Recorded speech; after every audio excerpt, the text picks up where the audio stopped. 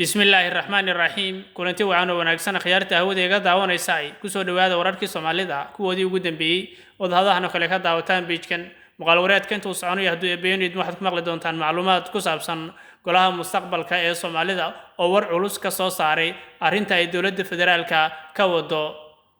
gudaha Puntland waa sidee warka u dhigan saaxiibayaal intaan ku soo gudbin qodobkaas faahfaahsan fadal maqaalka la eega saaro share garay oo u geey cida macluumaadkan inay wax ka ogaadaan u baahan aynu ka bilownay saaxiibayaal saad maqaalka hordhiciisa aad ku maqlideen golaha mustaqbalka Soomaalidu ay ku midaysan yihiin waa madashaas oo mucaaradka Jubaland iyo Puntland ayaa galabta oo saxaafadeed ay soo saareen uga hadlay xaaladda siyaasadeed ee dalka iyo dhaqdhaqaaqa ciidan ee ka socda maamul goboleedkaasi Puntland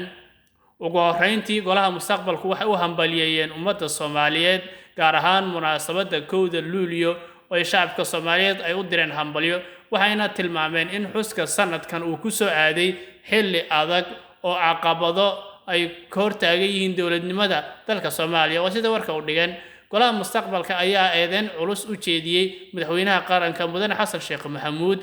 ayaa ambaareeyay dhaqaaqyada ciidan ee uu ka wado dawladda dhexe ay ka wado bay dhaheen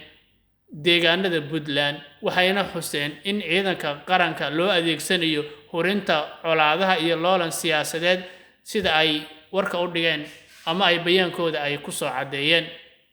dhanka kale golaha mustaqbalku waxay si adag u cambaareenayaan ay dhaheen ciidanka iyo hay'adda amniga loo adeegsanayo horinta colaado iyo loolan siyaasadeed oo ka dhana dawlad goboleedyada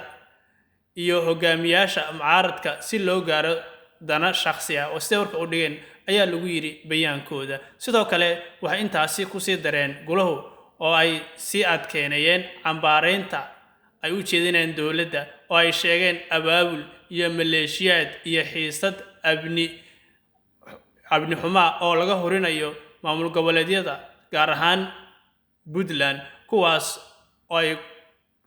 ku cadeynayaan ama ay ku cambaareynayaan maamulka waqtigiisu dhamaaday ayay dhaheen ee mudane Xasan Sheekh Maxamuud dhanka kale golaha mustaqbalka ayaa ka hadlay xaaladda sii cakiran ee dalka sidoo kalena waxay dalbadeen in si degdeg ah loo gaaro heshiis doorasho oo ku dhisan is-afgarad qaran si looga gudbo xaaladda adag ee kala guurka